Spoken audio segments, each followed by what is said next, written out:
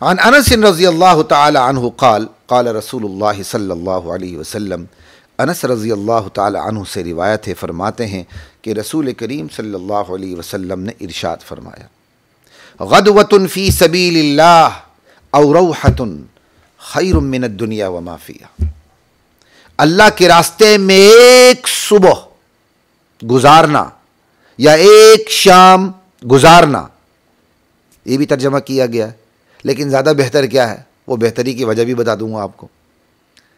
اللہ کے راستے میں صبح کا نکلنا، ایک صبح کو نکلنا یا ایک شام میں نکلنا، یعنی ایک صبح میں نکلنا ایک شام میں نکلنا، دنیا اور دنیا میں جو کچھ اس سے بہتر ہے، اللہ کے راستے میں نکلنا۔ ٹھیک ہے، تو سب سے پہلے تو ہم بات کرتے ہیں اللہ کے راستے میں نکلنے کی۔ ٹھیک ہے، اللہ کے راستے میں نکلنے سے مراد کیا ہے؟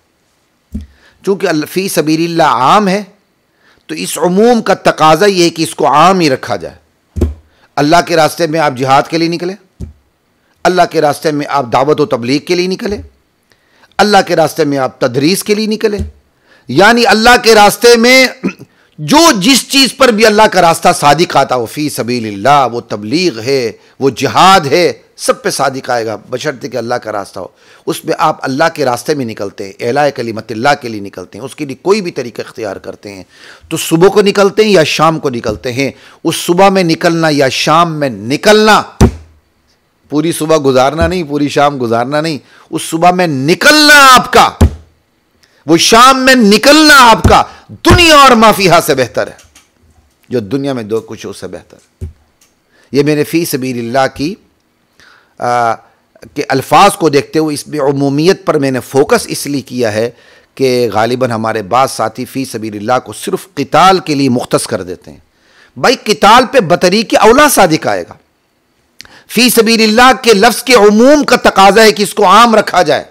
اللہ کا راستہ کیا دعوت و تبلیغ اللہ کا راستہ نہیں ہے؟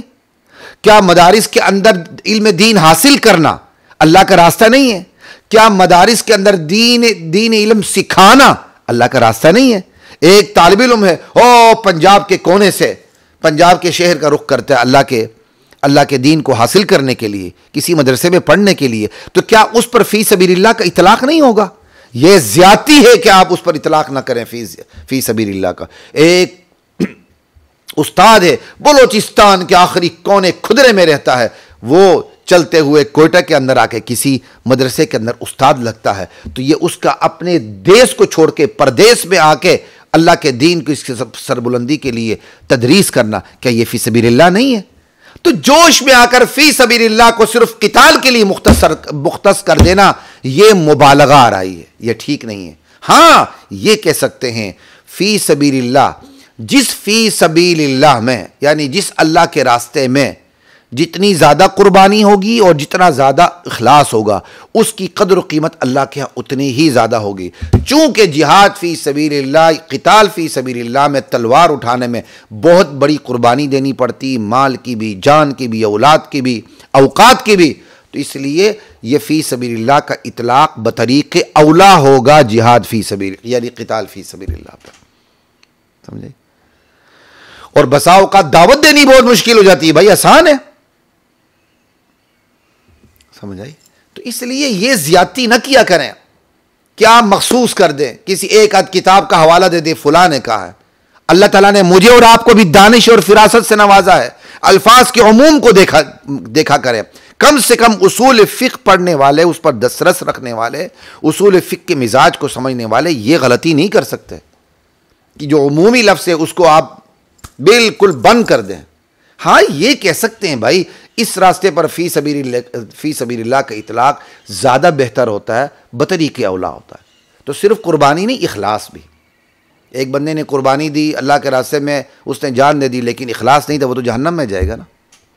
ایک بندے کے اندر اخلاص بہت ہے، قربانی چھوٹی دی ہے، تو اخلاص کے حوالے سے تو اسے بہت کچھ ملے گا، قربانی چھوٹی ہے تو اسی حوالے سے اس کو کم ملے گا۔ تو قربانی بھی اخلاص بھی، تو جہاں قربانی زیادہ ہوگی، جہاں اخلاص زیادہ ہوگا، تو اس راستے پر فی سبیل اللہ کا اطلاق زیادہ بہتر طریقے سے ہوگا۔ یہ بات یاد رکھیے گا۔ ذالکم مما علمنی ربی، یہ جو میں نے آپ کے سامنے یہ فی سبیل اللہ کے حوالے سے بات کی ہے، یہ اللہ تعالیٰ نے میرے مجھے سمجھایا تو میں نے آپ کو سمجھا دی. ٹھیک ہے، یہ تو فی سبیل اللہ کی بات ہوگی. اب آگے چلتے ہیں غدوہ پہ. غدوہ اور روحہ کسے کہتے ہیں؟ اچھا جی، تو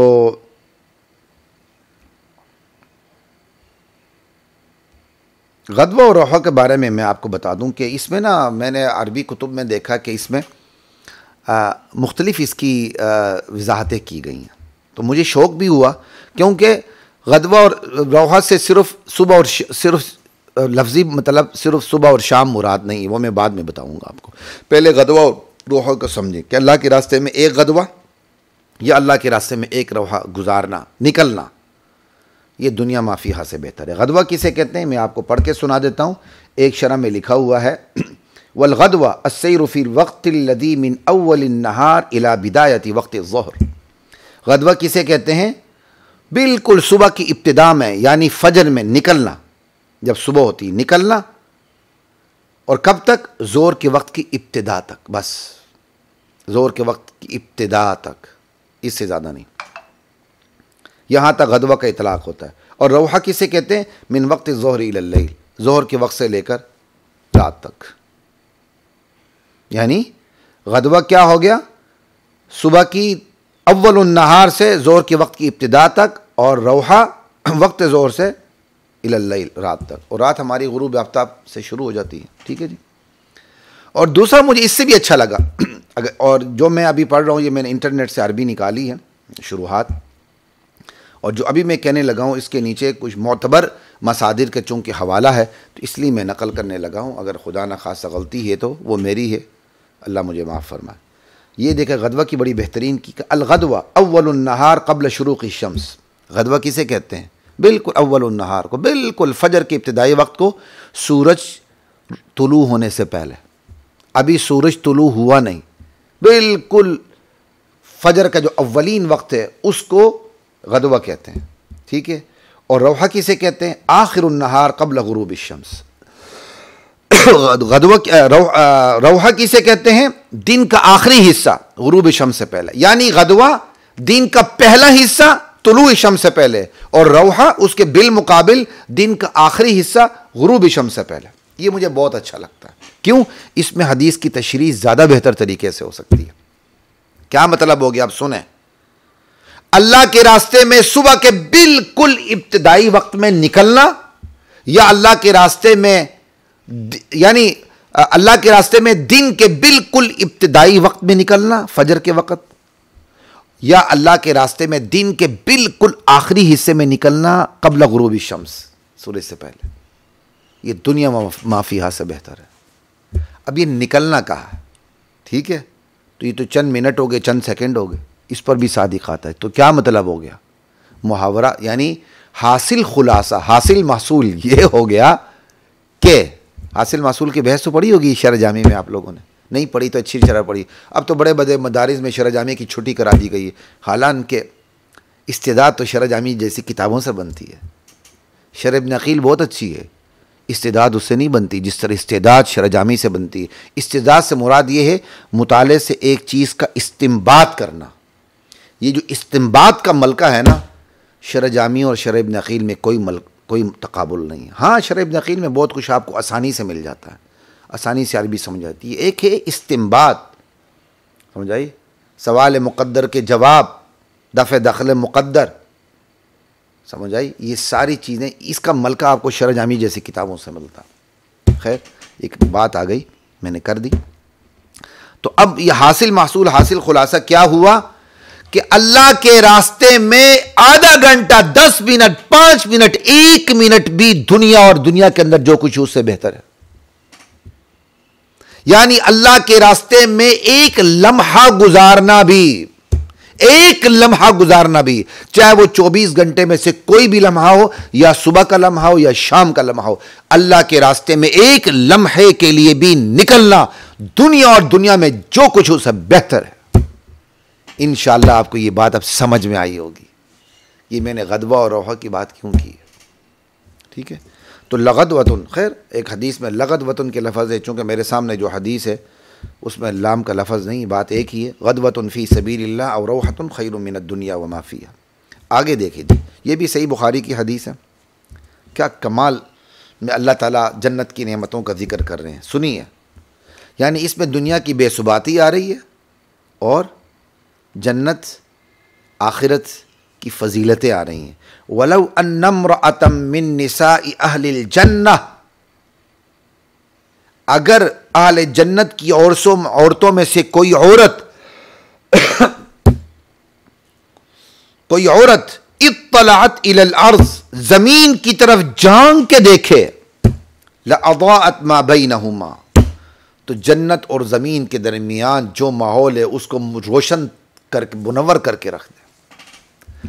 یعنی جنت کی عورت اتنی حسین ہے، ٹھیک ہے، اور اللہ تعالیٰ نے اس کو ایسا نوازا ہے، ایسا نور دیا ہے، وہ صرف زمین کی طرف جھانک کے دیکھے نا تو زمین اور جنت کے درمیان جو فاصلہ وہ روشن تر ہو جائے، منور ہو جائے.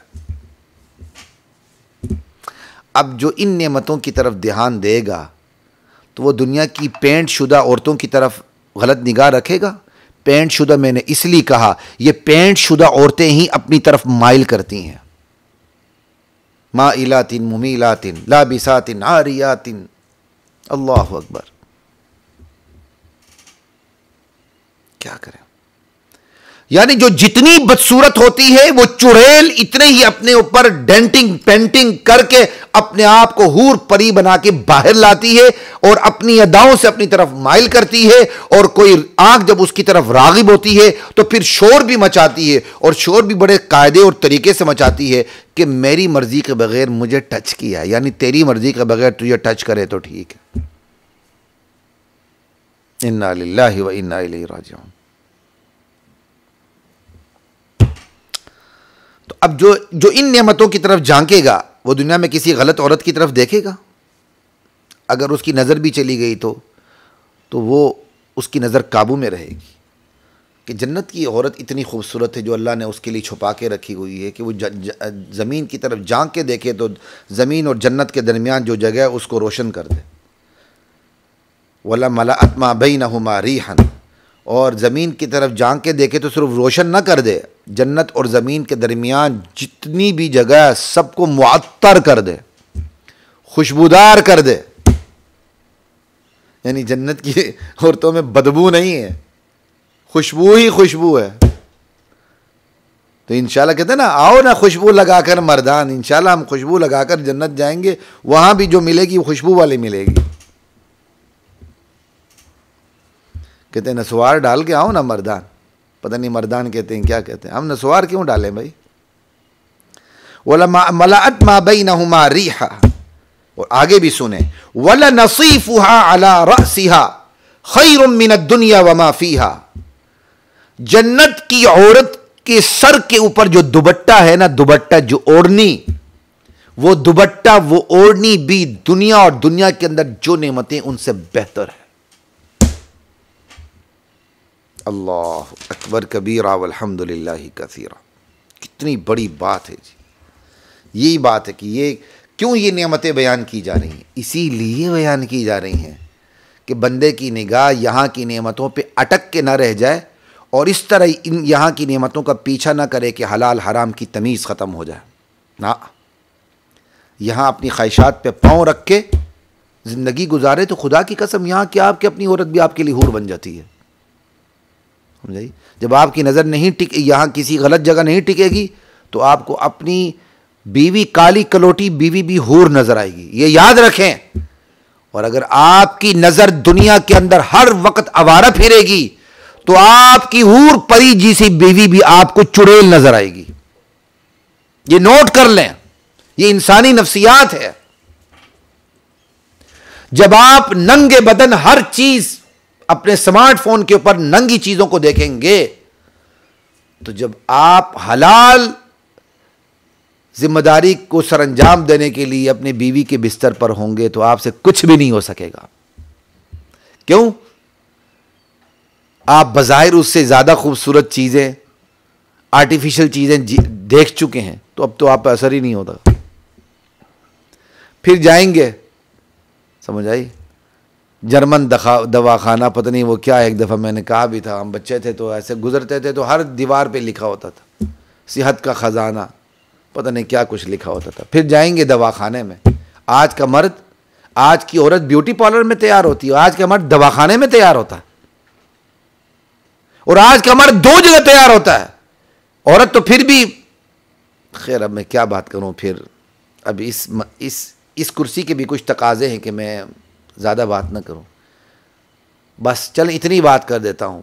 بہت بڑی تعداد مردوں اور عورتوں کی آج دواخانوں میں بھی تیار ہوتی ہے، بیوٹی پارلر میں بھی تیار ہوتی ہے. دونوں کو دواخانے جانا پڑتا ہے اور دونوں کو بیوٹی پارلر جانا پڑتا ہے. مرد بھی بیوٹی پارلر جائے بغیر تیار نہیں ہو رہا آج کل. کوئی حشر ہے؟ یہ ہے دنیا کی طرف لپکنے کے انجام جو شادی سے پہلے ہی نظر آ جاتے ہیں.